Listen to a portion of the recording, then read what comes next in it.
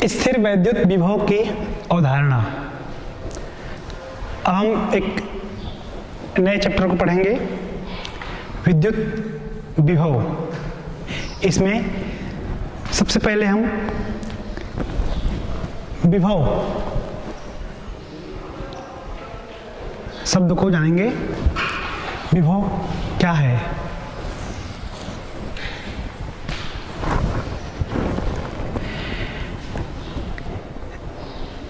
विभव पदार्थ की विद्युतीय अवस्था को व्यक्त करता है, विभव शब्द। ठीक उसी प्रकार से जिस प्रकार से द्रव स्थितिकी अर्थात द्रवों का अध्ययन जब हम करते हैं स्थिर द्रव के बारे में, वह द्रव स्थिर है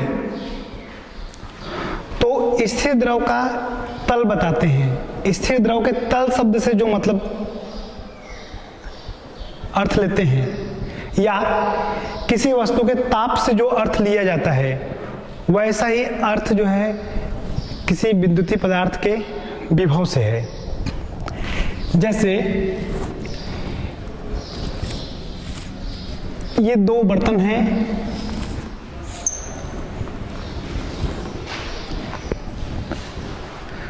क्या यह दोनों बर्तन समान हैं? नहीं।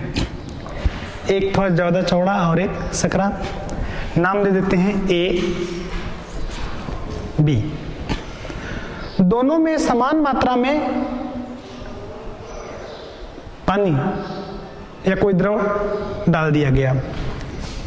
समान मात्रा में जब द्रव डालते हैं इसमें, इस प्रकार से यह बर्तन भर जाता है।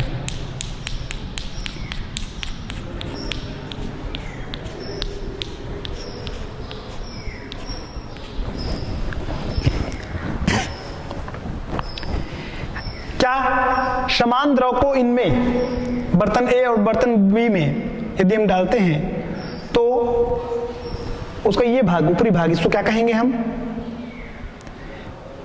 तल। यह तल दोनों का समान रहेगा या कम ज्यादा रहेगा? कम ज्यादा स्वाभाविक है, ये शकरा है।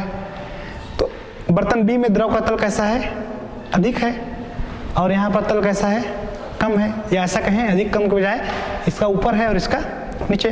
दोनों के तल समान हैं क्या? नहीं। दोनों के तलों में क्या है? अंतर। अगर इन दोनों को आपस में जोड़ दिया जाए, आपस में क्या कर दिया गया? जोड़ दिया गया किसी नली से। इस नली को जब हम खोल देते हैं तो क्या होगा?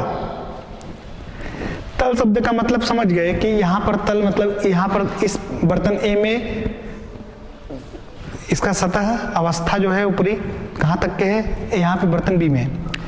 जब दोनों को हम जोड़ दिए तो क्या होगा? इसमें स्वाभाविक है पानी जो है बी से बह करके कहां आएगा? ए में। लगातार आते रहेगा क्या? यहां पर जो पानी है वो भी इसमें जाएगा क्या? कब तक के प्रवाह होगा? दोनों तल बराबर होने तक। ठीक है। अर्थात तल में अंतर है। तल में अंतर है तो क्या हो रहा है? द्रव का प्रवाह। तल शब्द से मतलब समझ में आ गया? यदि दो बर्तन में द्रवों के तल में अंतर है, उनको जोड़ दिया जाए तो अधिक वाले से कम वाले की ओर द्रव का क्या होता है? प्रवाह होता है। दूसरा उदाहरण ले लेते हैं। ये दो वस्तु हैं, अब इसको ए बी नाम दिया, इसका नाम दे देते हैं सी डी। इसका ताप अधिक है,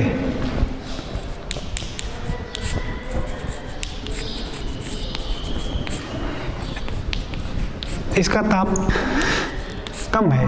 अधिक ताप का क्या मतलब समझते हो? किसी वस्तु का ताप अधिक है, इसका अर्थ क्या है? वह वस्तु गर्म है। और किसी वस्तु का ताप कम है, इसका मतलब क्या है? वस्तु ठंडा है। इस ताप में क्या है? अंतर, अर्थात क्या है इसमें? तापांतर। इन दोनों वस्तुओं को भी आपस में क्या कर दिया गया? जोड़ दिया गया। तो जोड़ने से क्या होता है? अधिक ताप से कम ताप की ओर ऊष्मा क्या होने लगती है? प्रवाहित होने लगती है। ठीक ऐसे ही अगर दो चालक पदार्थ हैं, विद्युत के चालक, दोनों के दोनों में क्या है? विद्युत है। तो इसको बताने के लिए तो हम बता दिए, ये गर्म है मतलब क्या बोले? ताप अधिक है। ये पानी यहां पर ज्यादा है तो हम बोल दिए इसका तल अधिक है, इसमें कम है, ऐसा शब्द बोले। यहां के लिए कौन से शब्द का उपयोग किए? तल। यहां पर किस शब्द का उपयोग किए हम? ताप। ताप एक अवस्था को बता रहा है, तल भी वहां पर द्रव की अवस्था को बता रहा है कि वो उस बर्तन में कहां तक के है। वैसे ही इस पदार्थ, इस वस्तु में ए बी अगर ये वस्तु है तो इस वस्तु में विद्युत कहां तक के है, कितना है, उसकी अवस्था, विद्युतीय अवस्था को बताएगा। वह शब्द है विभव। क्या है वो? विभव। अगर किसी वस्तु में विभव का मान ज्यादा है, जैसे हम बोलते हैं यहां पर ताप का मान अधिक है, तो इसका मतलब क्या समझ गए? गर्म है। यहां पर ताप कम है, इसका मतलब हम बोल देते हैं ठंडा है। वैसे ही विभव अधिक है या कम है, देखते हैं। यहां पर का विभव अधिक, मान लो इसमें का विभव कैसा है? कम। एक समान है क्या? नहीं। कोई भी चीज का प्रवाह हमेशा कहां से कहां होता है? अधिक से कम की ओर। तो जब इस पदार्थ को भी किसी ऐसे चालक तार से जोड़ देते हैं, विद्युत के चालक तार से, तो क्या होगा? यहां पर का विभव अधिक है। विभव अधिक होने का मतलब यहां पर की विद्युतीय अवस्था कैसी है? अधिक है। तो अधिक विद्युत किसकी ओर जाएगा? कम की ओर। तो विद्युत का प्रवाह का मतलब कौन प्रवाहित हो रहा है? आवेश। तो यहां पर यह विद्युत ए से किसकी ओर जाएगा? बी की ओर जाएगा। कब तक के जाएगा? जब तक कि दोनों समान ना हो जाए। तो इस विद्युत के प्रवाह के लिए क्या आवश्यक है? जैसे यहां पर द्रव के प्रवाह के लिए बोले तल में अंतर, यहां पर ताप ऊष्मा प्रवाहित होने के लिए ताप में अंतर, वैसे यहां पर विद्युत के प्रवाह के लिए किसमें? विभव में अंतर होना चाहिए। विभव में अंतर होना चाहिए। यदि विभव में अंतर है, दो विद्युतीय पदार्थ जिनके विभवों में अंतर है, उनको जोड़ दिया जाए तो क्या होने लगेगा? विद्युत का प्रवाह। ठीक है? तो यही है विद्युत विभव। एक सामान्य भौतिक अवस्था जो हम उसको बोलते हैं, मतलब गुणधर्म, कि वह किस रूप में है, उसका विद्युतीय अवस्था कैसा है, उसको व्यक्त करता है कौन? विभव। यह प्रकार कितना होता है, इसका कितने प्रकार का होगा, इसको देखते हैं हम। तो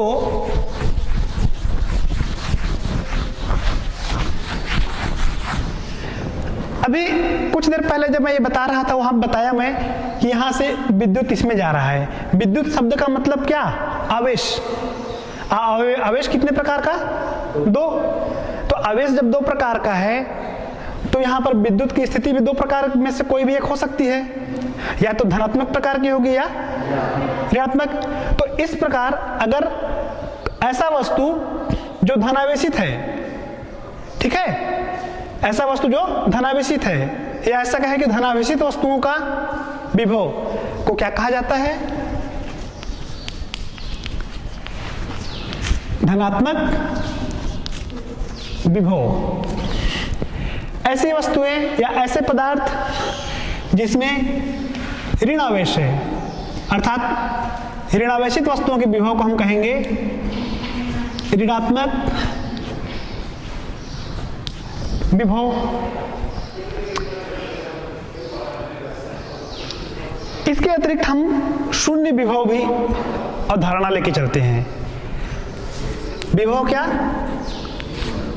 शून्य। ये शून्य विभव मतलब विभव का मान शून्य है। तो ये किस कंडीशन में? तो पृथ्वी के विभव को शून्य लिया जाता है। पृथ्वी, जो पृथ्वी है ना, उसके विभव को।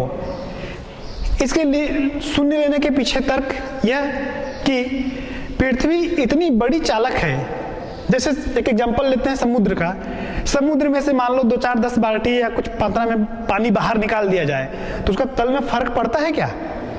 नहीं। ये बारिश से बहुत पानी गिरता है, पानी सब समुद्र में जाता है, तो ऐसा कहीं सुनते हैं क्या कि समुद्र का लेवल बढ़ गया? नहीं, फर्क नहीं पड़ता।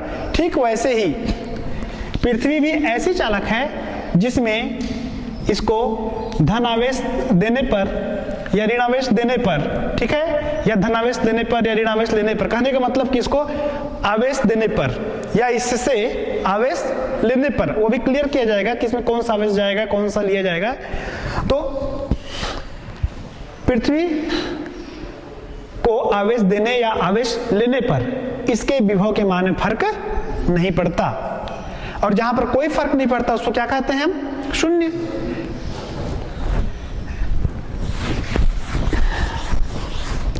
यदि किसी धनावेशित वस्तु को पृथ्वी से जोड़ दिया जाए,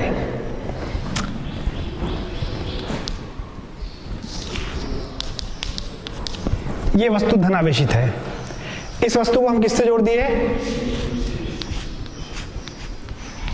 ये। तो क्या होगा? यहां पर पृथ्वी से कौन आएगा? इलेक्ट्रॉन, ठीक है। और विद्युत कहां जाएगा? वस्तु से पृथ्वी में। विद्युत का प्रवाह मतलब धनावेश का प्रवाह। कोई भी चीज हमेशा कहां से कहां जाता है? अधिक से कम की ओर। थोड़ा सा गणितीय तर्क को भी ध्यान रखो। हम लोग गणित में भी देखते हैं अधिक और शून्य से कम, यही मानते हैं ना।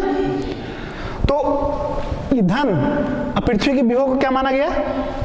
शून्य। क्या माना गया है? शून्य। तो ये कहां जाएगा? पृथ्वी में। अधिक वाला कहां जाएगा? ठीक है, ऐसा नहीं कि ये कम है इसका, लेकिन ये धनावेश कहां जाएगा? पृथ्वी में। अब ये अगर पृथ्वी में जा रहा है तो धनावेश के प्रवाह के विपरीत किसका प्रवाह रहता है? ऋणावेश का। अर्थात इलेक्ट्रॉन जो है वो कहां जाएगा? पृथ्वी से वस्तु की ओर। इधर किसका हो जाएगा प्रवाह? इलेक्ट्रॉन का। सुबह एक उनको उदाहरण टॉपिक पढ़ाया गया था, उसमें प्रेरण वाला जो टॉपिक है, अंत में वही हुआ जब उसको पृथ्वीकृत कर दिए तो पूरा धनावेश कहां चला गया? उसको ऐसे व्याख्या दिए थे कि पृथ्वी से इलेक्ट्रॉन आते हैं बिंदु सी पर और वहां पर उपस्थित धनावेशों को समाप्त कर देते हैं। तो वही चीज यहां पर इलेक्ट्रॉन कहां आएगा? पृथ्वी से वस्तु में, ठीक है। ठीक विपरीत क्रिया ऋणावेश है।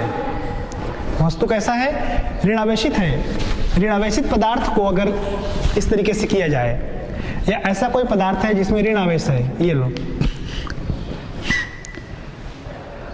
ऋणावेशित पदार्थ को अगर हम ऐसे जोड़ देते हैं तब क्या होगा? विद्युत पृथ्वी से वस्तु की ओर, वस्तु मतलब ये, विद्युत कहां से? पृथ्वी से। ये जो है यहां से इधर जाएगा। कौन जाएगा उस तरफ? विद्युत। अब विद्युत जब इधर जाएगा तो इलेक्ट्रॉन किधर आएंगे? वस्तु से पृथ्वी में। आई बात समझ में? यह है विद्युत विभव की अवधारणा, मतलब व्याख्या, हम इसको जो समझते हैं। अब इसको थोड़ा सा गणितीय रूप में परिभाषित करते हैं इसको। विभव, विभवांतर क्या है?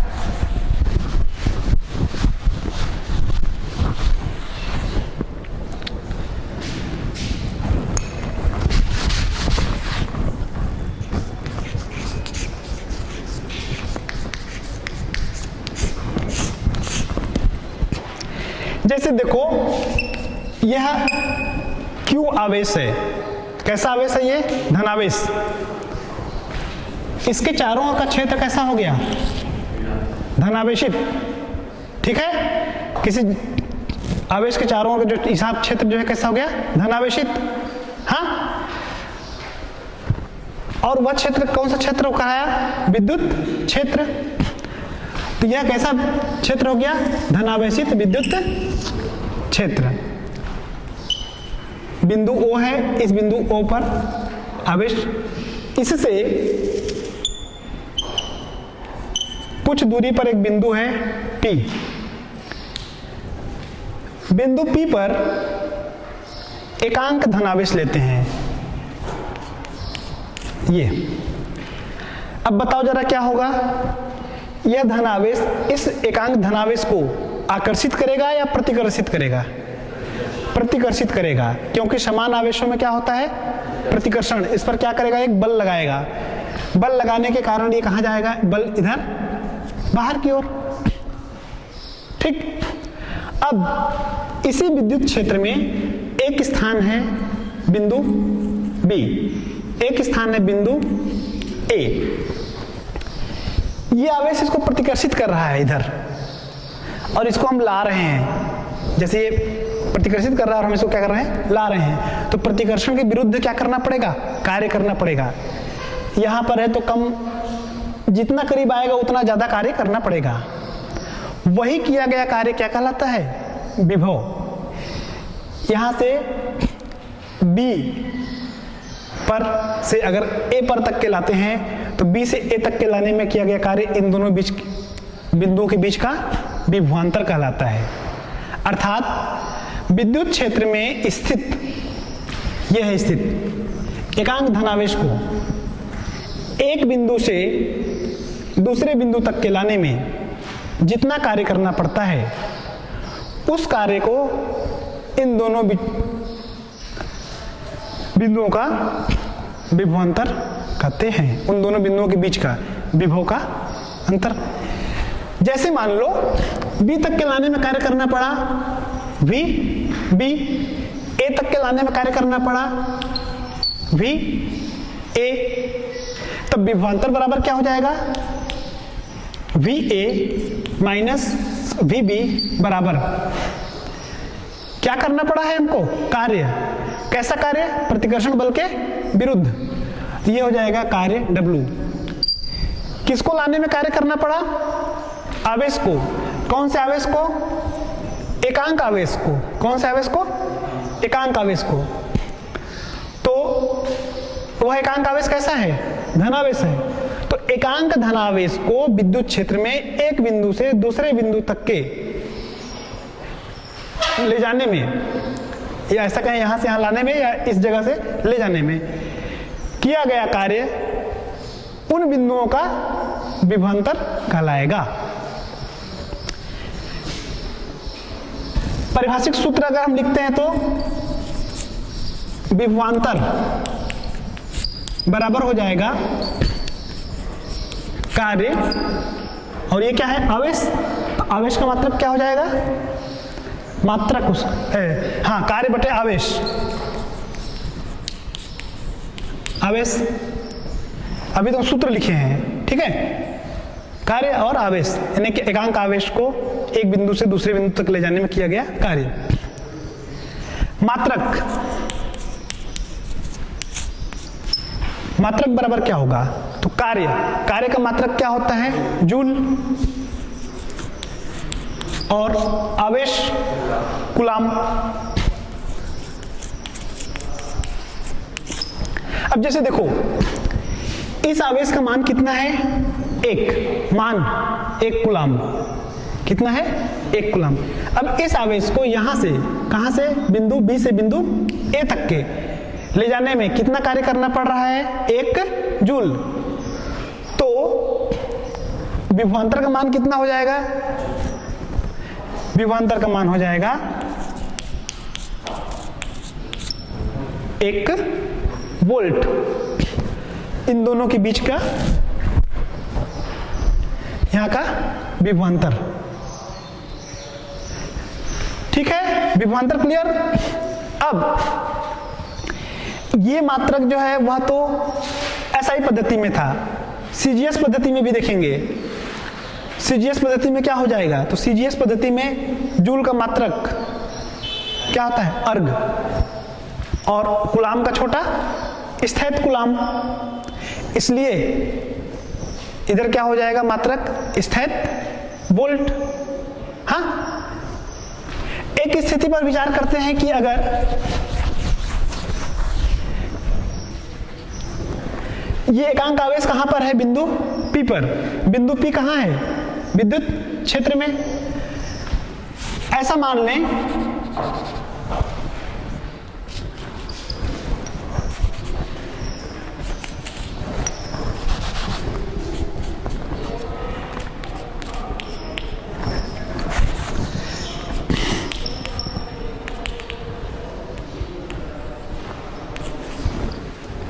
ये। अब यदि वह आवेश कहां पर है, बाहर, बाहर कहां पर है, अनंत में है, इस क्षेत्र के बाहर। ये जो विद्युत क्षेत्र है इस क्षेत्र के अंदर है क्या, यहां पर आवेश नहीं, वह आवेश कहां पर है, बाहर। तो वहां पर इस क्षेत्र का प्रभाव पड़ेगा क्या, नहीं। इसकी तीव्रता वहां पर पहुंचेगी, नहीं। तो यदि B बराबर अनंत, यानी कि उसकी दूरी अनंत पर है, तब की स्थिति में वहां का जो विभव है कितना हो जाएगा, 0। ये तो यहां से आ गया। अब विद्युत क्षेत्र में अगर यहीं पर ला दिए, इस बिंदु पर लाए, तो इस बिंदु का विभव होगा। तो अर्थात जो सूत्र है VA माइनस VB अपॉन आवेश, ये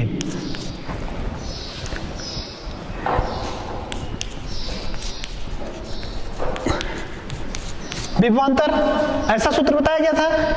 अब A का विभव कितना है, माना कि एक बिंदु पर विभव जो है वो V है, VA है, और B पर का विभव कितना है, तो B की दूरी क्या है, अनंत है। तो यहां पर विभव क्या हो गया, 0। बराबर क्या बचा, केवल उसी बिंदु का विभव। तो किसका हुआ, ये विभवांतर है कि विभव है। अब यहां पर ये विभव में अंतर, यहां पे अंतर वाला पॉइंट आया है क्या, नहीं, केवल एक बिंदु का विभव। तो इस हिसाब से हम क्या कहेंगे अब, ये कि अगर एकांक धनावेश को अनंत से विद्युत क्षेत्र में स्थित किसी भी बिंदु पर, किसी बिंदु पर लाते हैं, तो जो कार्य करना पड़ता है वही कार्य उस बिंदु का क्या कहलाता है, विभव कहलाता है। तो यहां पर भी विभव बराबर हो जाएगा कार्य बटे आवेश। इसका मात्रक विभवांतर के मात्रक के जैसा ही जूल प्रति कूलाम होगा। ठीक है,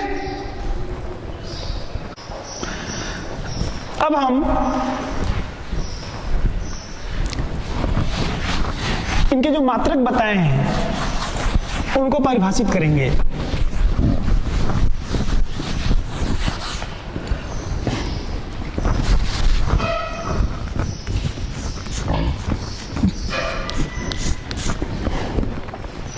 सूत्र लेंगे इसका, विभव के सूत्र से।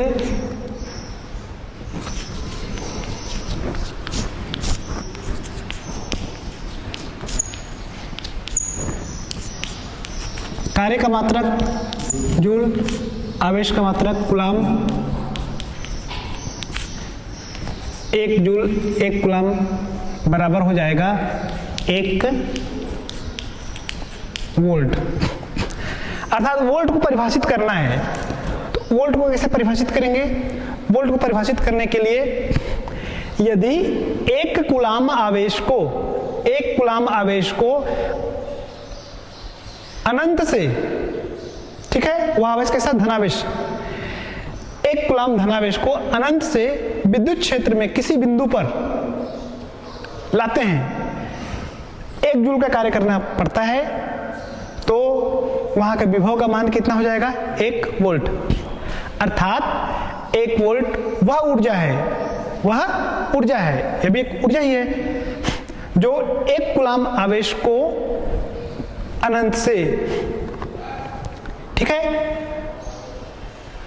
विद्युत क्षेत्र में स्थित किसी एक बिंदु पर लाते हैं, तो कार्य करने में जो व्यय होता है, अर्थात 1 जूल होता है, तो उस बिंदु का विभव ही 1 वोल्ट होगा। छोटा मात्रा का हम लेके चले, ये आ जाएगा, ये तो एसआई पद्धति में है, और सीजीएस की बात करें तो 1 अर्ग और 1 स्थित कूलाम बराबर हो जाएगा 1 स्थित।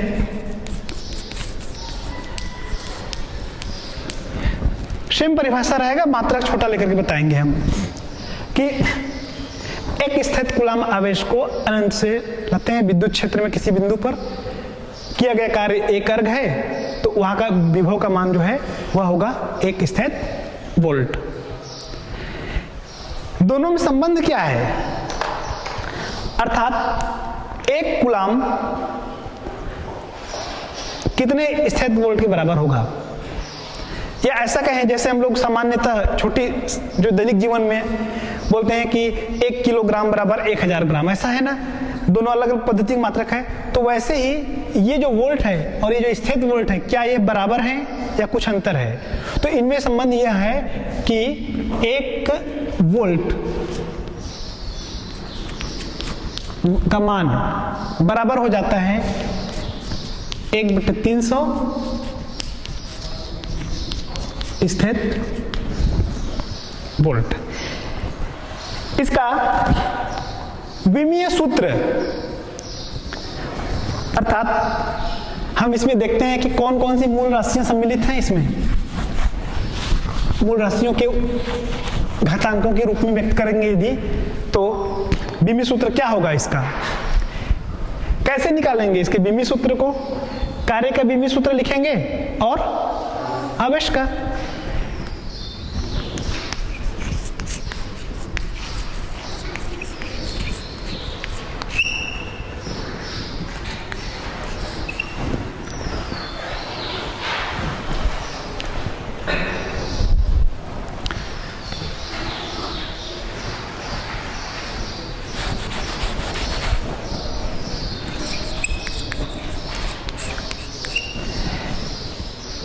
कार्य का विमीय सूत्र क्या हो जाएगा?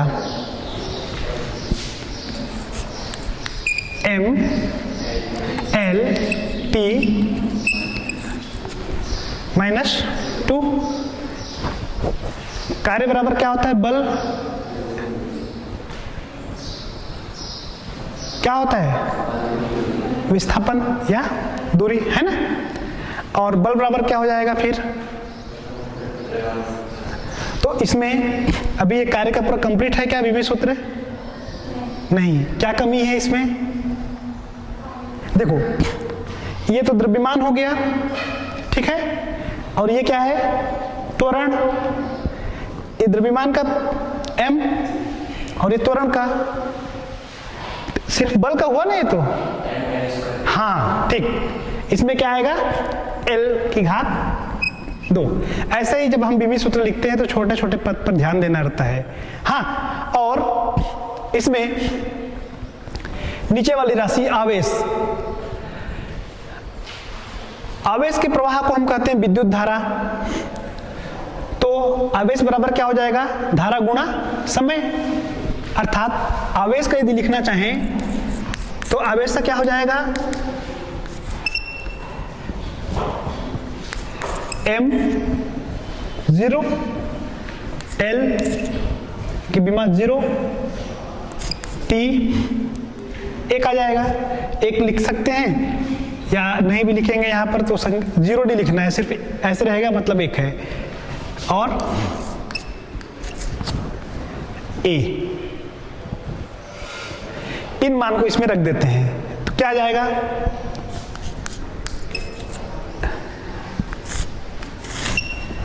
कार्य बटे आवेश, कार्य का में आवेश का, ये ऊपर तो ये आ जाएगा m l की घात 2 t की घात ऋण 2 यहाँ पर है, और ये ऊपर जाएगा तो ऋण 3 हो जाएगा।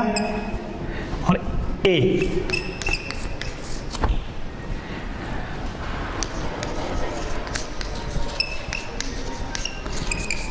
विभव का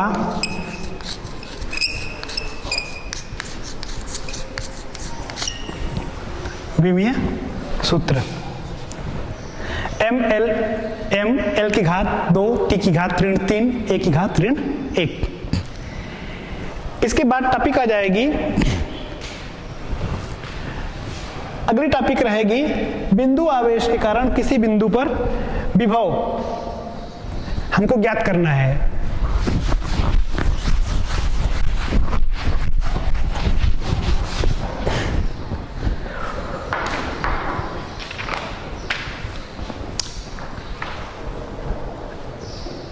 बिंदु आवेश के कारण एक निश्चित दूरी पर कोई बिंदु है, वहां पर विभव का मान की गणना करनी है।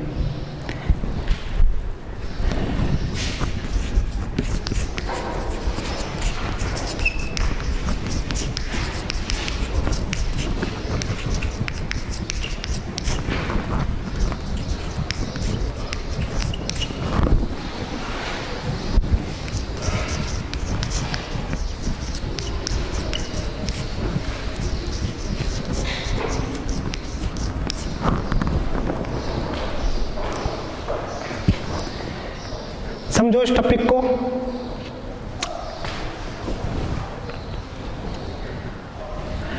जैसे बिंदु O है, यहां पर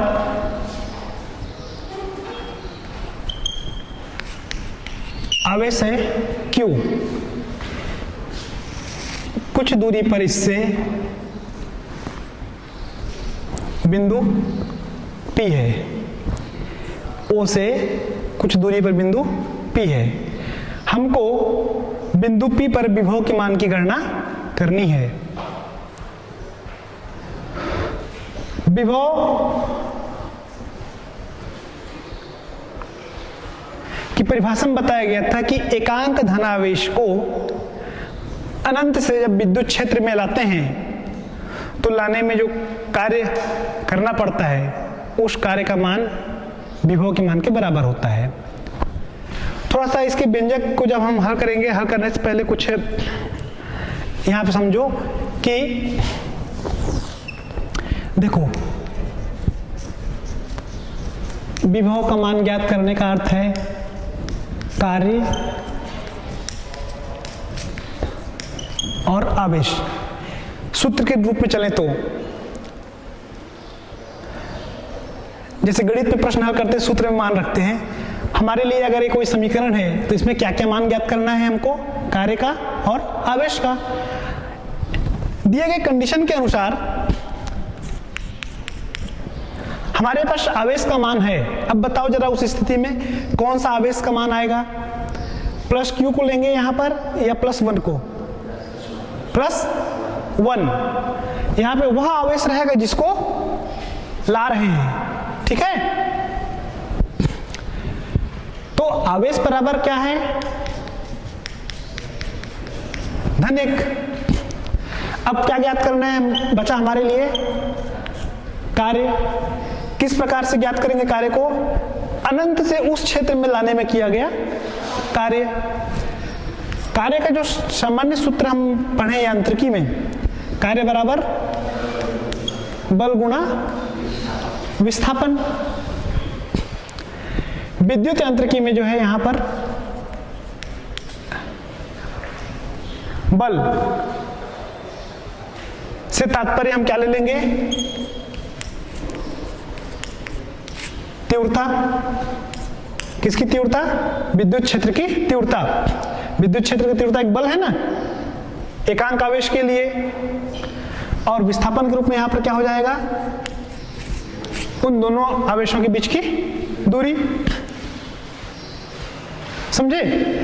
ये छोटे छोटे स्टेप्स जब हम ध्यान में रखेंगे तो फिर बड़े प्रश्न को, बड़े टॉपिक को, एक चीज और अगर समझ में नहीं आया तो उसको फिर से मैं रिपीट कर दे रहा हूं कि यहां पे बल को मैं तीव्रता क्यों लिखा हूं, समझो जरा।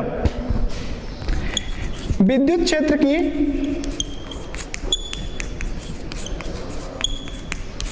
तीव्रता बराबर क्या बताया गया है? विद्युत क्षेत्र में स्थित एकांक धनावेश पर लगने वाला बल।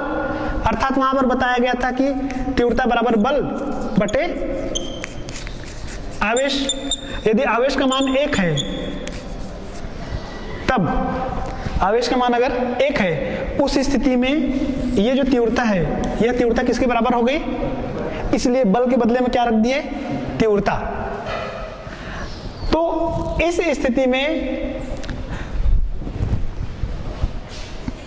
O पर जो धन Q आवेश है, इस धन Q आवेश के कारण बिंदु P पर स्थित एकांक आवेश पर विभव का मान जो होता है वह होता है V = 1/4 पाई एप्सिलॉन 0 के। यदि माध्यम वायु या निर्वात के अलावा कोई अन्य माध्यम है तो वहां का परावैद्युतांक Q/D वोल्ट, ये होता है इसका मान।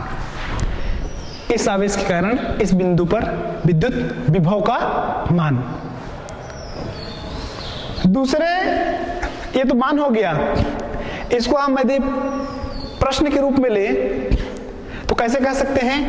बिंदु आवेश के कारण किसी बिंदु पर विभव का मान ज्ञात कीजिए, अथवा बिंदु आवेश के कारण किसी बिंदु पर विभव का मान भी बराबर 1/4 पाई एप्सिलॉन 0 के Q/D वोल्ट होता है।